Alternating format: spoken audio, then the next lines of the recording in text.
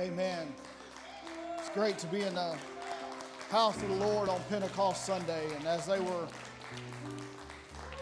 playing that song and just the spirit that we feel in this place today, I'll be honest, it's any of you that are preachers or have ever ministered know that when the Spirit is moving like this, it's easy to get up and preach. And honestly, it would be easy to bring you a traditional Pentecost Sunday message, and I could get up here and scream and holler about Acts 2 and have y'all running the aisles again. But that's not what God has given me today, because as I was singing that song and all the things that it was talking about in that song, I got to thinking that Pentecost was not the conclusion, it was the beginning. Everything that happens in that song is what happens after the Spirit has been poured out. Talking about bringing those that are broken, bringing those that need healing, those that are hurting. That's what Pentecost is all about. It's not a one-time experience. It's not a conclusion of what had happened, but it was the beginning of the church as we know it. And so I'll let you go ahead and be seated today. And like I said, this is not a traditional Pentecost Sunday message, but I believe it is what God has given me through just the way that things worked out. Last Sunday, I was supposed to preach, and earlier in the week, Brother Roberts had called me and asked if he would swap Sundays with me. He was originally supposed to preach Pentecost Sunday, and he said he felt like he had a message that went along with what he had previously preached, and so I said, sure, that's fine. And then I had another meeting with a guy that I'll be talking about in this message, and then also last Sunday we went and visited the Goodwins in Hoover. We were not on schedule here, and I said, you know what, me and Elizabeth had been talking. I said, we just want to go experience a church service where we don't have to do anything. Because even when you're not on schedule here, when you're in leadership, there's always something you have to end up doing. And so we had just went and visited with the Goodwins, went there with them. And so in the message he preached worked out with what I had been working on. And so it was just, it's one of those things, there's too many signs to ignore. This is not just a coincidence. This just kept coming over and over in my mind. And so the title of my message today is The Least of These. And this will make sense as we go through it. But in today's world, it is easy to claim or to label or to give title to something, but what you do speaks the absolute truth. And I was thinking about this, that if I go and I buy an orange tree and I plant it in my backyard and I tell everyone that it's an apple tree and I promise them beautiful apples, and when it starts growing, we're going to have an abundance of apples, I'm going to be sadly disappointed when there is no apples, because it's an orange tree. And I can call it an apple tree, and I can tell everybody it's an apple tree, and I can even paint the oranges on it red, but it's still only going to produce oranges. And I was thinking that Galatians outlines a true indicator of a Christ follower. And Brother TJ did a fantastic job over a few Wednesday nights talking about the fruit of the Spirit. And that in today, we see that many claim the name of Christ, but they bear no fruit. We see a lot of people claim to be Pentecostal or whatever label that you put on it, but the fruit does not match the title. But that's the world that we live in today. But I have come to tell you that your actions or the fruit that you bear tells the truth. It's not the label that you give yourself. It's not what you call yourself, but it's what you do. And if you don't believe me, just look at our society, look at our world, look at where we are at today. Look at how many people claim to be Christian but bear no fruit of a Christian. If you don't believe that's true, look no further than our country. Look no further than Washington. How many politicians claim to be Christian and they want our votes as Christian, yet they bear no fruit as Christians? How many churches exist that claim to be Christian? How many churches claim to have the truth, yet bear no fruit of what a Christian is. But first, we must make a clear distinction that fruit and works are only the indicators of a genuine Christian. They are not what saves us.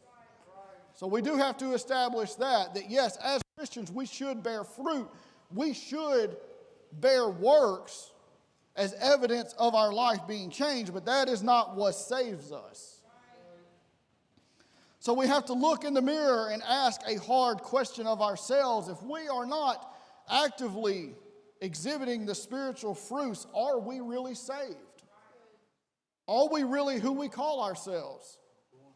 Am I really apostolic if I don't exhibit any traits or fruit of being apostolic? And apostolic is simply just somebody that follows in the teachings of the apostles. Matthew chapter 25, verses 35 and 36, and then I'll skip down to verse 40. And I promise we're going to tie this all together. I'll give you a second to turn there. Matthew chapter 25, verses 35 and 36, and then down to 40. For I was hungry and you gave me food. I was thirsty and you gave me drink. I was a stranger and you welcomed me. I was naked and you clothed me. I was sick and you visited me. I was in prison and you came to me. And the king will answer to them, truly I say to you, as you did it to one of these, least of these of my brothers, you did it to me. And God has been dealing heavily with me regarding discipleship. And one of the last messages I preached, I focused on Matthew 28 and 19, the Great Commission that we all know. And I'm going to show you how this all ties in together. And I was telling you in the introduction, I had a meeting with a friend of mine. He was actually a former employer of mine. I worked with him probably 15, 20 years ago at his company. Reached out to me out of the blue, sent me a Facebook message, said, hey, would you mind meeting me one day? I got some questions about church and about the Bible. And I knew that he was a Christian, that he went to church. I said, yeah, absolutely. You know, let's look at our calendar, see what works out. Be more than happy to meet with you. And then he sends me the next message, says, great, but I just want to warn you. You're about the fourth or fifth minister, pastor, person that I've talked to that I've got some questions, and they've all told me I'm pretty far out there in what I'm asking. Some of you have had those conversations. I said, well, look, Todd, there's nothing too far out there. I've been in this a long time. I've heard it all. Trust me, I've heard every revelation. I've heard every God told me this. I've heard everything. Nothing's going to shock me. Let's just meet. I'll try to answer your questions. If I can't answer your questions, I'll find the answers for you. And it turns out he really was not asking anything weird, but I began to understand why these other ministers didn't want to have the conversations with him. Because it required an honest look at myself. Because the questions he were asking is, what I'm reading in the Bible, specifically in the New Testament, of how we're supposed to act, of what we're supposed to do, how we're supposed to be Christians, I'm not seeing it in the churches that I'm visiting. And he said, when I ask these pastors genuine questions of, why do we do this, or why do we do that, or why don't we do this, or why don't we do that? He's like, I'm just getting textbook, I'm not getting answers. I said, well, you're in the right place, because I'm going to give you some answers. I said, but I'm going to warn you, every answer I give you lines up with Scripture, because if it doesn't, that's just my opinion. I said, so whether you accept my answers, don't accept my answers, I said, you're not going to hurt my feelings. I'm just going to tell you what I believe according to Scripture. And we ended up having about a 3-hour conversation, about a 3-hour lunch, where he was just asking things over and over and over. And I'm going to go into some of this a little bit later. And it was crazy because then that Sunday we went to the Goodwin's church, and all the conversations I had with Todd, Brother Goodwin addressed in his message. And I was like, that's God right there. And this is already stuff I had been studying. And the main takeaway that I brought out of all of this was the church was never meant to be an exclusive club. Historically and biblically, the church has always been a champion for the oppressed, echoing the call, come to me, all who are weary and heavy laden. Is there anybody that's been weary lately? Anybody that's been heavy laden lately? All the things that they sung about in that last song. What did Jesus say? All those things that you're dealing with, come to me. But more importantly, and how it relates to here today on Pentecost Sunday, is Jesus made clear to his followers, I am not going to be here with you down here on earth much longer. But all those things you've seen me do, all the healings you've seen, all the miracles you've seen take place, guess what? They're still going to be done by the Holy Spirit through you. My Spirit is going to reside with you, and these things are not going to cease, but in fact, it's going to be the birth of the new church. All those that are downtrodden, all those that are suffering, guess what? You're going to take care of them. You're going to be the light in a dark world. And so in order to understand how we reach the least of these, we have to look closely at the ministry of Jesus himself. Jesus did not spend his time rubbing elbows with the elite. In fact, he was rejected by the religious of the day. He was rejected by the elite scholars of the day. Instead, he went out into the streets. He went out into life and just was around the people. And he performed miracles for everyday, ordinary people and ministered those cast out by society. Just look at his disciples.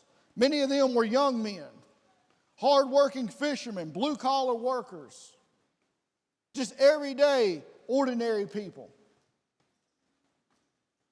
And on the cross, as Jesus finished his personal earthly ministry, his suffering ended, humanity's sins, debt was paid. But before he ascended, he left us with a job description. Mark chapter 16, verses 15 through 16. And he said to them, go into all the world and proclaim the gospel to the whole creation. Whoever believes and is baptized will be saved, but whoever does not believe will be condemned. You see, Jesus paid the debt we never could, but it was us who he told to go out into the highways and the byways. Shame on us as apostolics if we don't take what we have here today into the world. Shame on us if we keep this Pentecostal experience to ourselves, because we have the answer for a dark world. We have the answer for those that are broken. We have the answer for those that need healing. But see, here's where we run into the problem in our Western church culture. We don't necessarily have a problem with the command, go and reach people, go and make disciples. The problem is we want to do it on our own terms. This is where the message gets, I'll say this is where I got convicted in this. We want to be selective about who we reach. Now, I am not a fishing expert by any means, okay? I have about 3 or 4 lures that I'm familiar with. And when I go fishing, I take the one that I have the most luck with and I use that one. And if they don't bite that one, I switch to the next one and then the next one. And if they don't bite on the 4th one, I go home, okay? That's my experience with fishing, okay? But you talk to somebody that really knows how to fish, and they will say, well, you use this color or this shape or this size depending on the temperature, depending on the water. Are you fishing in a river? Are you fishing in a pond? Are you trying to catch smallmouth, largemouth? I don't know all that. So like I said, I just know what works sometimes, and when that doesn't work that sometimes, I'm done fishing. But people that are expert fishermen fascinate me because they know that. You can be out there and they'll say, well, it's this temperature, this color water's moving, not moving here, try this or try that. Because bass fishermen use highly specific, expensive lures. They cast into precise spots looking for a specific type of fish. When they're fishing a tournament, they are trying to catch a certain type of fish because only that fish counts towards their total weight. Anything else they catch, they toss it back. I'm not worried about it. I need this specific fish, and so I'm going to fish this specific way and use this specific lure, and I'm going to catch the prize fish. Some of y'all already know where I'm going. And too often our churches act like bass fishermen. We design specific lures, except we call them programs and styles and marketing, because we want to attract a clean, put together, prize demographic that fits our preference. And if you don't believe me, I won't call any by name, but go look at any mega church model that has multiple campuses and do an examination of where they plant churches, and you can find their target demographic real quick.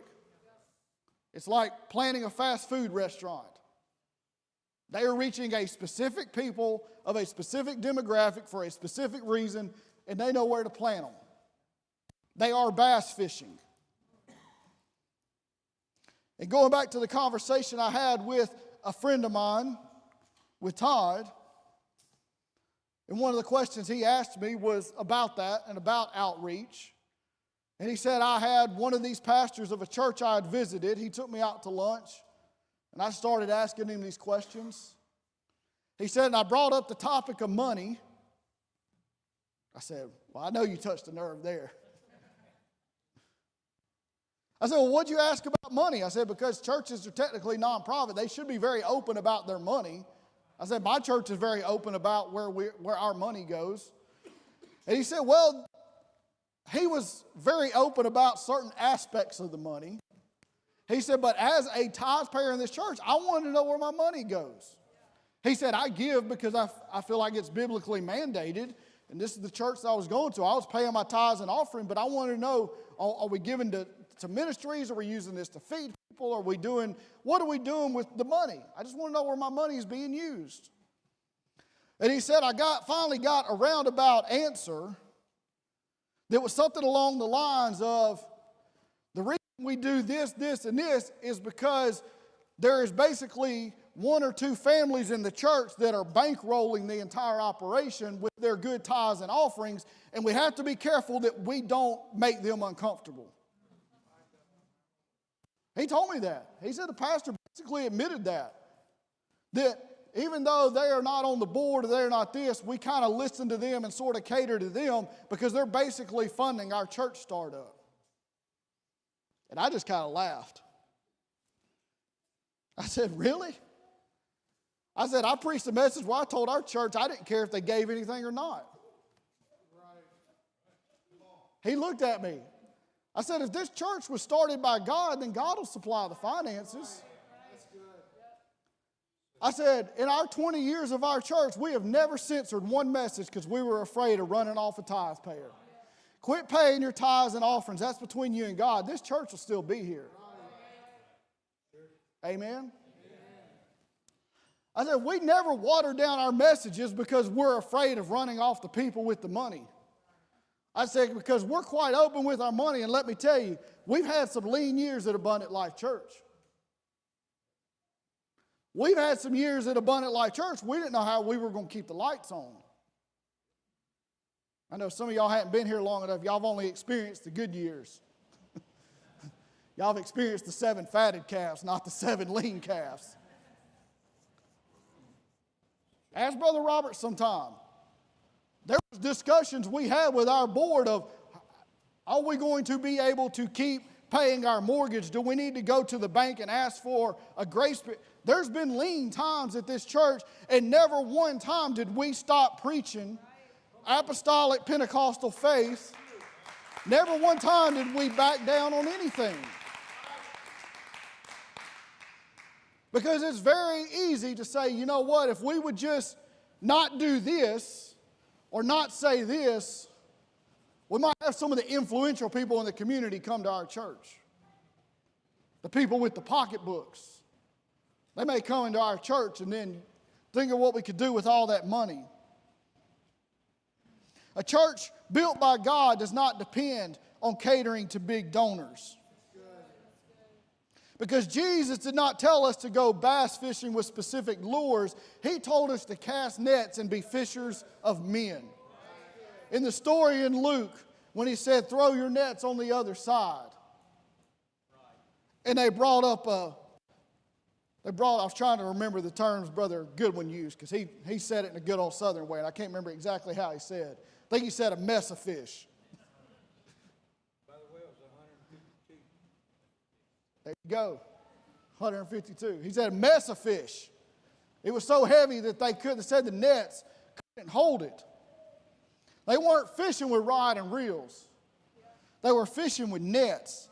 And when you cast the net into open water, you don't get to choose what swims into that net. You catch anything and everything. And sometimes you don't catch anything at all. So they've been fishing all night. Guess what? We've cast a lot of empty nets at this church. We've tried a lot of things that didn't work. But we didn't pack it up and go home. We said, you know what? God instructed us to cast the net. If we just keep throwing the net out there, eventually we'll catch something. God said He would provide the catch if we just keep throwing nets out. But you see, catching is only the first part. Because like I said, we were instructed to go and make disciples. This is where the Western church has lost its way, is replacing worship and teaching with entertaining music and feel-good speeches. You see, we like the catching part. And we like getting people to come in and sit on the seats, on the blue chairs. And we can just keep bringing people in. But after you catch a fish, there's a lot of work that goes into it. And I can remember vivid memories of a kid going fishing with my dad to catch brim for a fish fry. Some of y'all know what I'm talking about. With a 5-gallon bucket full of brim, some hush puppies, and some crinkle fries. Come on, that's good eating. But I have a feeling some of y'all have only eaten brim, y'all ain't ever cleaned them. And you got to clean a whole lot of brim. Palm-sized fish, you got to clean a lot of them to make a meal for people. And I know it's before lunch, so I won't go into the details of how you do it. But it's messy. And it's nasty work. If you've never ever had the experience of trying to descale a fish, yes, remove the scales from the fish, you ought to try it one time. It's messy. It's slimy. It smells, especially when you do it in the summertime. Now, the end result is great because there is nothing like fresh fried fish. But it is a lot of work to get there. And like I said, too many times we want to cast the nets and we want the ready, fried, golden battered fish to put in the seat.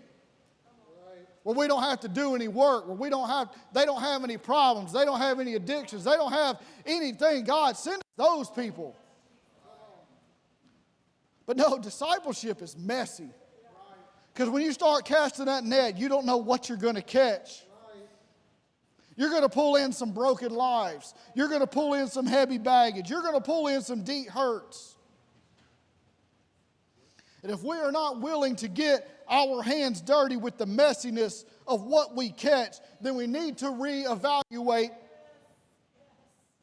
And I would go as far as to say, if we're not ready to partake in discipleship, we need to quit celebrating Pentecost. Because this was not for us. Not just for us. This was to go out into the world and spread it to everybody. And this brings me to my final point here. But this is not a point that I want to make that I take lightly. This is something I have talked to many ministers, done many study about. And I will tell you this, my core theology and doctrine remains unchanged. Okay? I feel stronger in what I believe more than ever. But there is a perspective that must shift. You see, the biggest pitfall for the American church is our success and our wealth. I know some of y'all are looking at me. We got the best music. We got the best sound systems. We got comfortable facilities. We've got dynamic preaching. All of that's great. None of that is unbiblical. But blessings become a downfall when we fall in love with stuff instead of falling in love with God.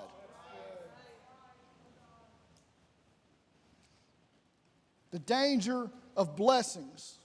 And if you don't believe me, go back to 2020 when churches either closed or we had smaller services.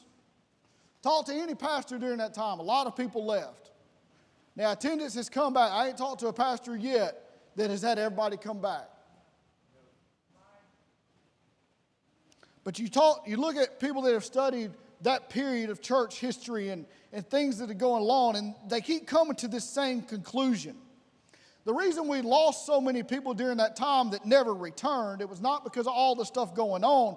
It was because suddenly what we were comfortable and what we were accustomed to became uncomfortable. I could no longer check the box off that, hey, I went to church Sunday. Some of y'all are looking at it, but during that time you had to have a true relationship with God.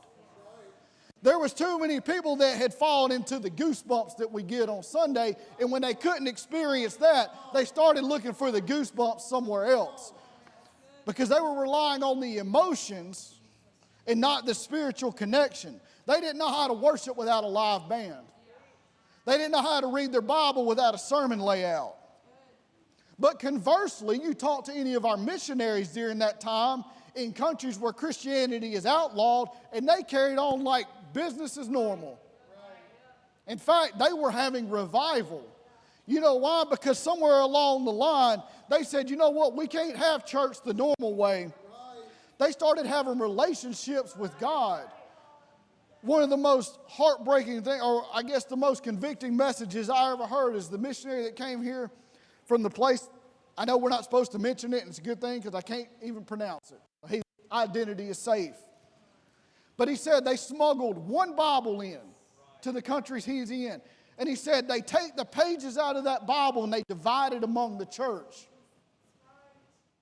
And they literally hide it in their walls, and when they get finished with those pages, they trade pages. They don't even have access to a full Bible.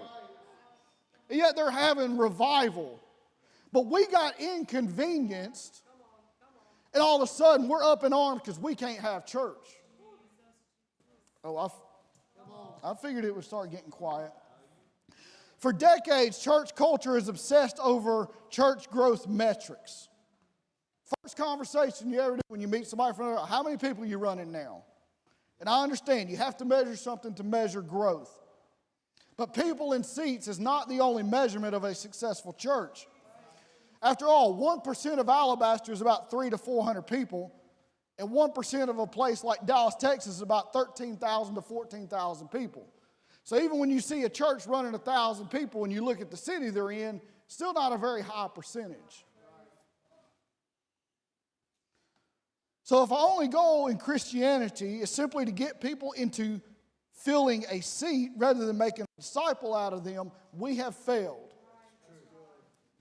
So there is a paradigm shift coming where we quit stressing and obsessing over numbers and budgets and seatings, and we start focusing on growing the church.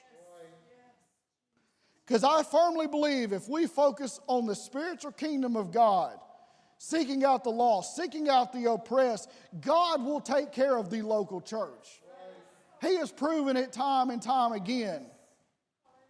When we align our priorities with His, the hungry, the stranger, the broken, the addicted, the cast out, the weary, the burdened, when we start taking care of those people, He will provide the growth in here. We've got to make discipleship happen outside of these walls. And I'm not going to lie, before this sermon, I almost went out there in the lobby and took all of our invite cards out and turned that sign around and took a Sharpie and wrote, "Just go make disciples." Yes, continue to invite people to church, but like I told my friend over lunch. I said, Todd, whether you ever come to my church or go to another, I said, I want to see you saved beyond anything else. I said, that's the most important thing to me. I said, I'm going to be checking up on you every week. And he said, really? He said, every conversation I had, it was just a pitch to get me in their church. Come to church, come to church. I said, I believe in church. I believe you need to be connected to a body. You need to have a minister. I said, but before any of that, I said, you need to be saved. I said, you may not be ready to come to my church yet, but that's okay. And I know that flies in the face of everything that we've been taught about church growth. Because we've ran the numbers, and you need to invite this many people, and then this many people to say yes. And out of that many people that say yes, that many people will come once. And out of the many people that come once, and we've turned it into a numbers game. Somewhere along the way, we lost the command of just go and make disciples. I firmly believe the end-time revival is going to look much different than what we have pictured. I believe it's going to look more like the day of Pentecost, where they were gathered in a room, and the Spirit fell, and it fell in such a way that the people outside had no idea what was going on. What if that's the end-time revival, where you're having a Bible study in your house, and a little commotion happens, and your neighbors come over and say, hey, what's going on over here? What if you're knocking on your neighbor's door and say, can I use your swimming pool for a minute? I need to baptize somebody. Yes, I want to see every chair in this place filled up, but more than that, I want to see souls saved and going to heaven. It all comes back to a matter of fruit. We cannot pretend to be followers of the King if we ignore the very people the King died for. If my whole thing is I only want to go talk to these people I'm comfortable with, if I only want to go make disciples out of the easy ones, I've lost what God intended for us to have. So as I get ready to wrap up here at the end of Matthew 25, the distinction between the sheep and the goats wasn't based on who sang the loudest or who preached the best. It was based on how they treated the vulnerable. When Peter kept receiving the vision of the unclean, God kept showing it to us and said, no, Peter, I need you to understand the things you call unclean are the things that were created by me. I'll take it a step further. The people that don't look like you, the people that don't act like you, the people that don't talk like you, the people that believe different than you. You call them unclean, but I call them my creation. They need to be saved too. We must move past a shallow relationship with God that only exists within a building. But it's going to require physical effort. It's going to require sacrifice. It's going to require some uncomfortable situations. So as we stand here today on Pentecost Sunday, we've had a great service so far. The Spirit is heavy in this place. But if we just leave here today and go home and forget everything that happened here, what have we really accomplished?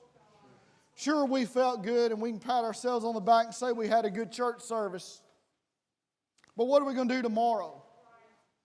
What are we going to do Tuesday? And what are we going to do Wednesday? And what are we going to do Thursday? Or are we just hoping I just made it till the next Sunday and I'll get the goosebumps all over again and I'll feel good? Or is there some people out there that say, you know what? There's co-workers of mine. There's neighbors of mine. There's fellow students of mine that are lost and unsaved. I wonder if there's some people willing to trade in their rod and reels for some nets. I wonder if there's some people ready to move past comfortable traditions and ask ourselves, have I fallen in love with the things that happen in church? And have I fallen out of love with the church? Am I willing to step out of my comfort zone, myself included, Am I willing to step out of a comfort zone if it means winning the lost? Am I willing to accept whatever Jesus puts in front of me? When I cast the net, whoever I catch, whatever I catch, am I willing to accept that? Instead of me saying, well, they're not worthy, they would never believe, no. God, let me cross paths with hungry people. Give me more of those 3-hour conversations with somebody that's hungry, that's asking questions.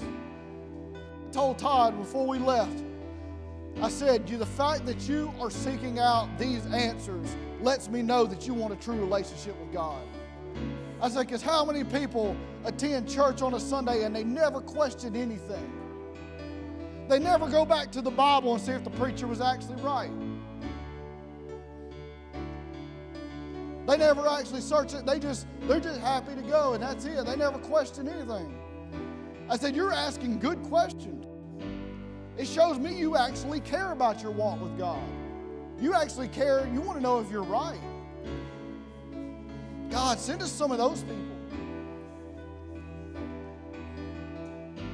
I know we're all busy, but I told Todd, I said, I'll make time. And he asked me, one of the questions he asked me, he said, why'd you actually show up? I told him, I said, I didn't have a choice. I was commissioned. Not by my church, not by my pastor, but by God. I said, if you call me at 1 in the morning and say, I got a question, I got to answer that. I don't have a choice. When somebody hungry reaches out, we don't have a choice. Can't say, well, I'll get to it later. I don't have time right now. They probably wouldn't listen anyway. No, the Great Commission said, go out and make disciples. So these altars are open today. We've shouted. We've had a good time. Fully believe we have experienced Pentecost today. But don't let this be the conclusion of your experience. Let this be the beginning of your experience. Let this be the beginning to say, you know what? I'm going to go out and take what I felt today and I'm going to carry that out into the world. Because I'm not just content with keeping that within the 4 walls of this building.